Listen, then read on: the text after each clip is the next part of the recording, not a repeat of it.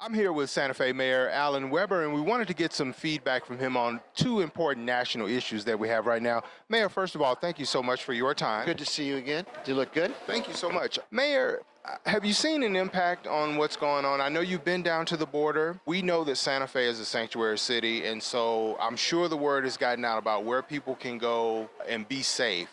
What have you seen down there at the border, and how has it impacted Santa Fe? Well, when I went down, it was at some of the worst times for immigrants and their families. I visited that horrible facility where children had been separated from their parents.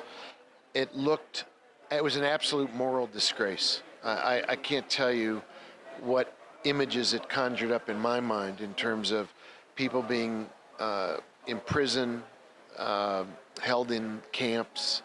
I actually spoke to the guards, felt very bad for them.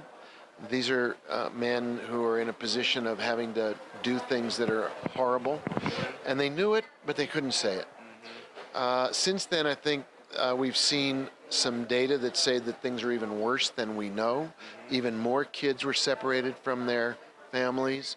We've reported on that recently. Yeah, thousands more. Exactly, and there was never a plan to take stock of that or to reunite them. It's an outrage. And this whole shut down the government over a wall is one of the most unspeakably stupid and unconscionable and racist things I've ever seen. I think every day we see coming out of Washington, the White House, the departments, a conscious policy of discrimination, racism, and really xenophobia. Anything that's the other is going to be discriminated against by this administration. Now, I am very optimistic that with the Democrats in the Congress and now some Republicans finally waking up, that we can begin to make some inroads toward pushing back. There was an amazing rally this morning, the Planned Parenthood rally here in town. There were 500, 700 people at the convention center rallying for women's reproductive rights, rallying for really recognizing the need for equality for all Americans. So I think there's reason to believe the tide can turn. Waiting for the Mueller report, like you.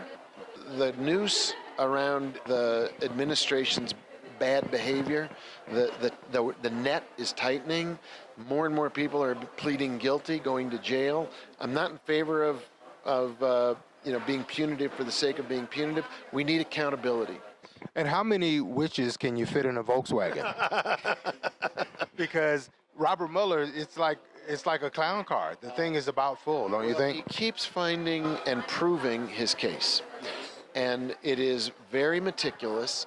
There are no leaks coming out of that, which is remarkable and really to his credit. He's not taking the bait. When there was that report that his group found to be not credible, he quickly squashed it and said not accurate. And he's recently exposed that hackers have actually trying to discredit his investigation by stealing materials. Exactly. One other quick question, though, about veterans. Mayor, we've seen that the administration has neglected veterans in ways that are truly deplorable. For example, the Congress allocated $6.7 million for veteran suicide prevention. The administration spent $57,000 of that. As a result, veteran suicide has spiked. 15,000 radio commercials contracted in 2017 by President Obama on his way out. 8 last year by Donald Trump, who claims he uses the military and veterans as props all the time.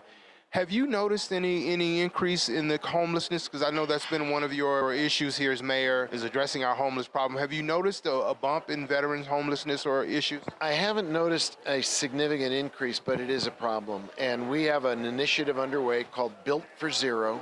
It is designed to take chronic and veteran homelessness in Santa Fe to zero.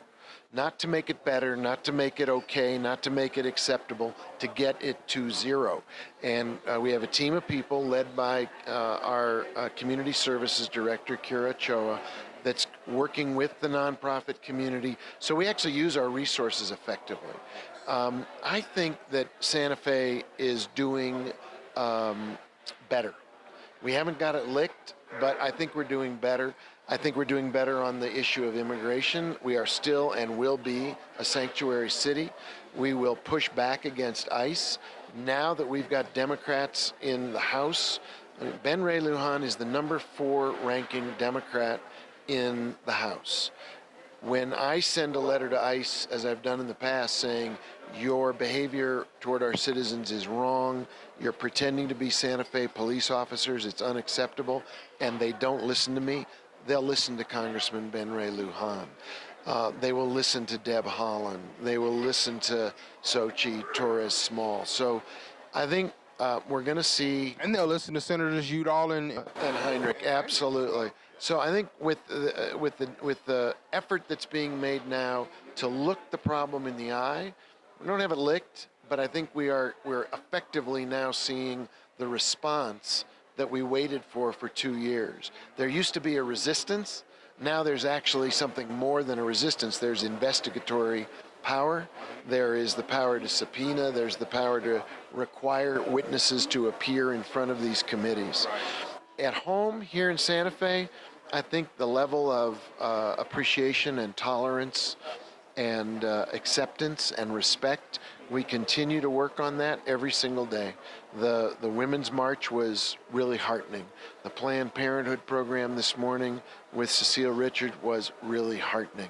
The efforts that are being made in Santa Fe remind me that we live in a really remarkable community. And one other quick question, Mayor. At the state level, now that we've got a new governor and a new look legislature, are you optimistic about pre-K and other priorities that have been lagging here in Santa Fe? I think if you go, this is going to sound worse than, I don't mean it to sound bad, but the truth is if you go up to the Roundhouse now, it has been absolutely cleansed of the bad vibe and the negativity, the level of energy, the level of optimism, the sense that we're on to something new here under the new governor's leadership, under the House, under the Senate, under the other statewide officials.